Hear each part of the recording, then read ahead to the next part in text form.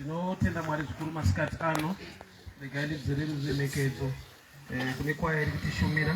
Mwari wake tirenyasa zvikuru. Regai ndiremekedzwa varemekedzwa vese vari pano, zvikuru sei vemhuri yepamusha uno, vafundisi vese nomutungamiriri wese, muzita raJesu. Amen. Matthew chapter 27 from verse 46. Matthew 27 verse 46 inoti iyo. And about the 9th hour Jesus cried out with a loud voice, saying, Eli, Eli, lama sabachthani. That is to say, my God, why have you forsaken me? Mwari wakuudzwe nekuda kweshoko rawo. Mashoko ari kutaurwa ane chekuita naJesu ari pamuchinjikwa. Ndo zvaakauya kuzoita, wakauya kuzofira vanhu pamuchinjikwa. But mazwi ari kutaura anoratidza kunge ari mumarwadzo, nyangwe achiziva kuti ndo zvandakainga. But the pain side of the story ndo iri kupresentwa apa. Akasvika paakati Mwari wangu mandisirei. Marwadzo ariko, nyangwe tine tarisiro kuti tiri kuenda kumusha, tiri kunamata, tiri kuenda kumusha, tinonozorora. But the kind of pain you experience when vanhu iri in two dimensions. Kune pain yehama neshamwari kuti muwedha asisipo. Kugoita the pain in a family. Ma dimensions e pain wa akasiyana. I remember 2014 when I lost my son. Ndakanzwa sekunge ndichakwanisa kunamata futi nekuda kwezvikonzero uye nemaquestions andaiva nawo andaizvibvunza. Unenge uri mufundisi waviga mwana wako, vana vezvifeve vachikura vachitorarama. So unoita maquestions ekuti asi Mwari kana musina kuprotecta wangu ini mushumiri wenyu, vana vezvifeve vari kutochembera wani. So such questions they come in human mind. Munhu anofunga.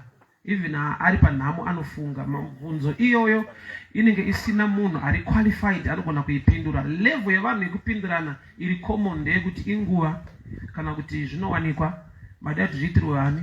So ikoko kutaura kuri common. Vandakaona kuti hakusi effective pakunodhila neinner pain ine munhu arasikirwa nemunhu wake. Kutaura kuri common kuri ordinary. Sababu richiti mweya mutsvene ndiye munyaradzi. Kuna the Holy Spirit ndiye anogona kusvika paanobata pfungwa dzemunhu, moyo wemunhu, onyaradza munhu wake. So munamato wangu kuti mweya mutsvene atore nzvimbo yake. Isinise vanhu tine patinogumira asi mweya mutsvene utore nzvimbo yake. So vhesi yandaverenga, Jesu ane pain ari pacross. Rufu rwaJesu rufu rune marwadzo yange akauya kuzofa.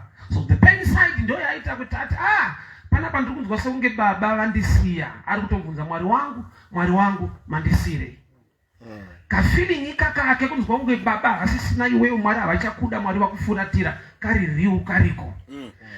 Ini pandakafirwa nemwana vanhu pawewe vachiti zvinowanikwa komaida kuti zviitirwe hani, dai ndaitenderwa kupindura ndaigona kuti zviitirwe vamwe, bozi ndandisingadi.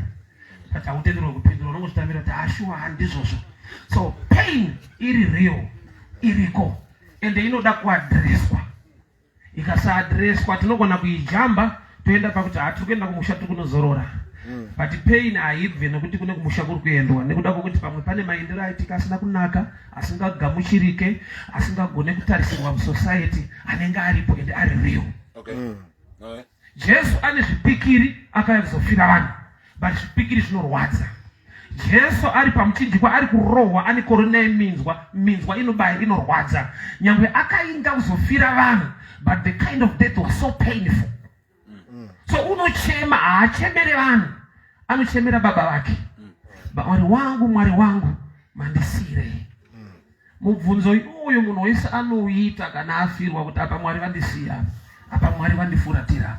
But chandazodiscover ndechekuti mulife time inogona kudhifa. Kuti vamwe vanofa vachembera, vamwe vanofa vana vadiki, vamwe vanofa nemaaccident, mafiro anosiyana. But chokwadi cheupenyu ndechekuti munhu anofa. No matter how intelligent you are, connected, even my doctors, even a good hospital in a mortuary. A sign nekuti vamwe tichakundikana muchafira pano. But munhu anoenda kuchipatara anetarisira kuti ndichadzoka, but kwaari kuenda achiti ndichadzoka kune mortuary. Kuda kuti haatombodawo kuenda kuseri kwacho. But zvinoitika. Zviriko. Saka muridzi wenzvimbo yekunyaradza munhu, the inner person, is the Holy Spirit. Mweya mutsvene ndiye munyaradzi. Pamuchinjikwa pano tine mazwi anga asingatarisirwa kuti angataurwa. Why? Jesu pabasa rake nekuita kwake kwese aiti kudii, ini naBaba tiri vamwe, handigone kuita chinhu chandisina kuona baba vangu vachiita. Kuti ane ukama hwakanaka naBaba, but muukama hwakanaka chinhu ichi changa chakasanangurwa nedenga kuti chinofanira kunge chichiitika. Saka mazuva aya haasi ekuramba kuenda pamuchinjikwa, ndekuda kungotsvagawo tumarizeni chikonzero kuti koma ndisirei, kwete kuti handichada. Jesu haasi kurizaina, ari kungotipa epicture kuti kana uine nyama, une flesh, kune marwadzo ekuti unotsvaka zvikonzero kuti sei ndapindana nezvizvi. Kwete hakuna anoramba rufu, even uchiramba unotofa uchitoramba. Why? Because murawo uripo chakaberekwa chinofa. Saka vanhu vanoita fungo yekuti aiwa mukapinda kuchechi kwedu, nekuchechi ikoko kunotofiwa futi. Lazaro ari mubhaibheri akamutswa naJesu, munoziva here kuti akazofa futi? Bo chakaberekwa chinofa, kana patendeka minana ukanzwamuka tinotozongoya kunhamo kwemunhu akambomuka. Why? Ilo iprinciple yeupenyu iripo. Come on. Kuzvigamuchira kunoenderana nelevel yeruzivo rwamauri. Nokuti mumwe anongoti aiwa zvasingafaniri kuitika, vanhu vanodzana mareasons, asi dai akaenda kona, dai akaita izvi, dai akaita, vakachenjera vanofa, vakaenda makona vanofunga kuti dai vakaenda kunofiwa. That's life, upenyu. But nyaya hombe manje chini icho chisati chasangana newe, Kristu ndo nyaya. Kuva naMwari. Because anonamata anofa, asinganamata anofa. But kune kuchiendwa kunosiyana. So nyaya iri pano manje, werwendo rwake ari kufamba rwendo rwake asvika paaguma nekuda kwenguva dzatarwa naMwari. But mupenyu ari pano yaKristu iyi iri kuparidzwa panapa inotogamuchirwa nemupenyu. Hatiparidzira aenda, tiri kuparidzira vasara kuti maendero agadzirisike, munhu azive Mwari. Zvaakomoni mumazuva edu kuti vanhu vanogona kuziva chechi, hashayiwe chechi yaanopinda. But zvinogona kuita kuti Kristu wacho haana kukupinda, but une chechi yaunopinda. Haisiro meseji, ndava nekumeseji kuti iye ave Ishe muupenyu hwako. Umutendere kuti apinde mauri. Why? Because Jesu akapinda mauri ndiye anoadresa kare.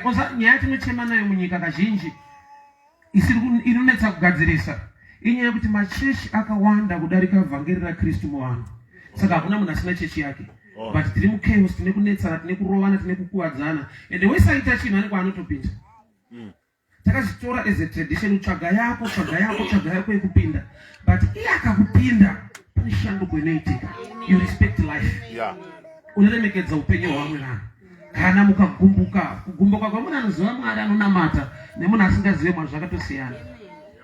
Anoziva Mwari anototsamwa munhu, but ane level yekusamwa uye nezvamaadresera anoita zvinhu zvake nekuti kuna Mwari. Nhama yataita ndeyekuti machechi awanda, but vanonamata vashoma, nekuti kupinda chechi nekunamata zvakatosiyana. Unotopinda chechi unonamatwa, usinganamata uchitopinda futi imo. Indakafoira kuchikoro kwakapasa vamwe kusandozvinzwisisa. Manotsi ataipiwa anga right, but inini wacho handisi right.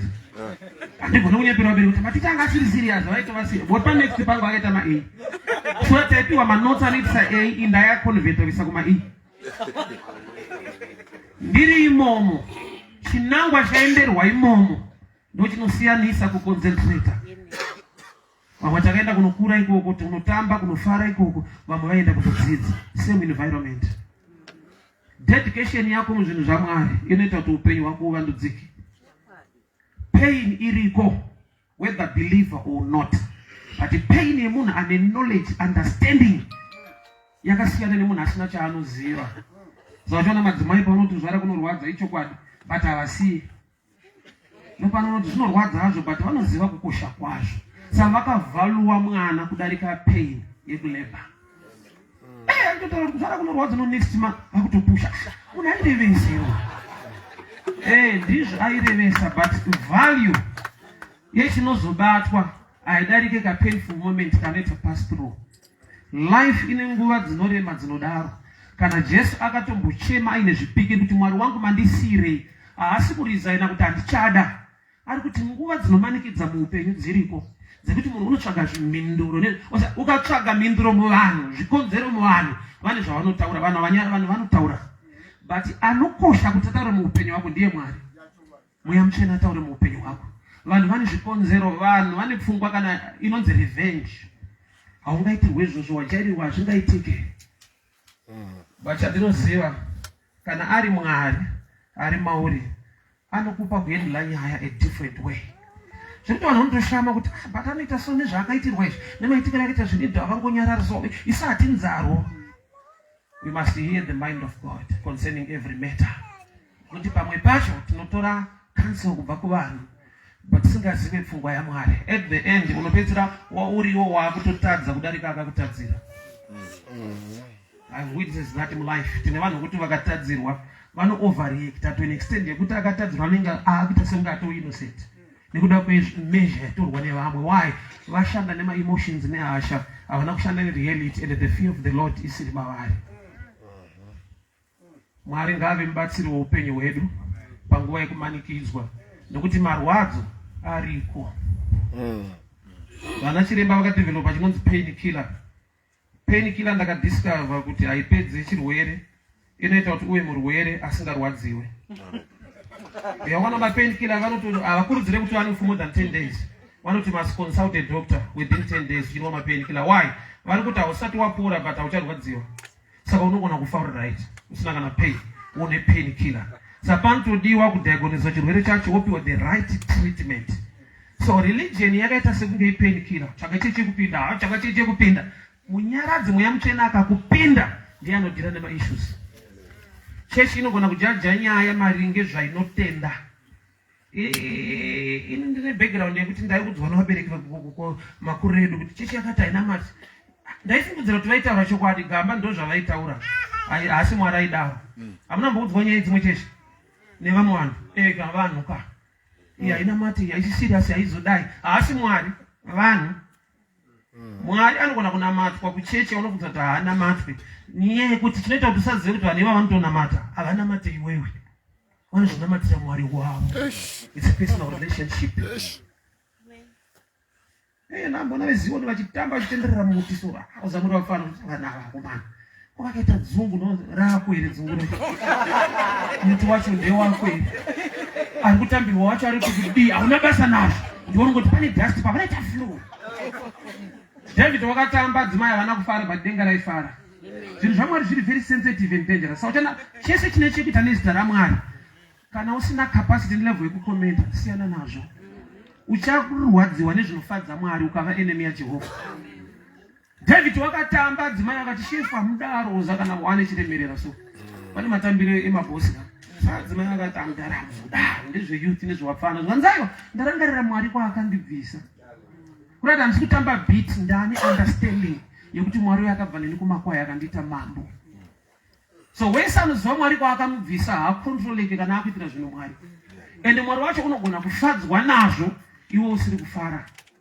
Sekunamata Mwari asi unongedzerana nechechi nezvimwe nyaya dzatinotsvaka anonamatwa mumweya nemuzvokwadi. Come on. Nemumwe munhu ane zvaanoita kana achitotaura naMozisi gwenzi rinotombopfuta but akataura naMwari futi. Saka Mozisi agone kuti muri kuti munonamata rakambopfuta. Personal experience haisi kingdom doctrine ndo zvakaitwa naMwari kwauri. I don't know why I'm going that side. But shoko randinaro nderekuti painful moment in life iriko whether believer or not. But paunopinda mupain uina Mwari nekupinda usina Mwari unobuda nema-reasons uye nepfungwa dziri different dzekuti at the end wakatadzirwa pedzira watowawo mutadzi akanyanya. You need God in your life. Anoziva akasiyana nemunhu asingazive. Anoziva Mwari akasiyana nemunhu asingazive Mwari. I'm sure my time is done.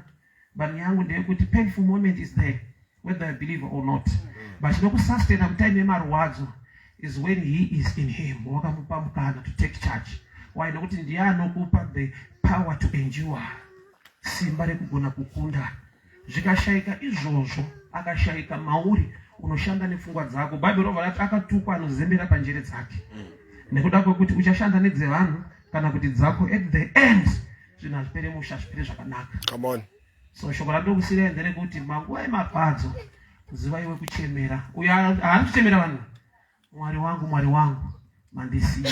Iwe yekusaziva kuchemera ine nyaya. Unochemerawo naari kuchema. But kungoti iwe unofunga kuti ari right because haachemeri iwewe. Anotochemawo but akura zvokuti anomuchemera kuseri kwemba. Zvafana nevana nevabereki. Vana pamba pakaita nzara so vanochema. Mudhara wepamba ipapo hajoine vana kuchema. pasina ufu. Anoti aiwa zvinoita musha wangu upinda kubedroom uchema kuna mwari wako kuti ishe kunoparara.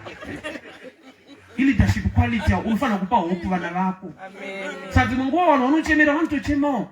Kungoti vakura havafambi vachichema vanoziva kwekuchemera.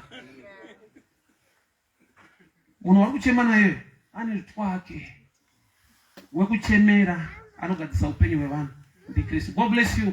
Mwari vakuitire nyasha, Mwari vakunyaradzei, Mwari vakusimbisei. Amen.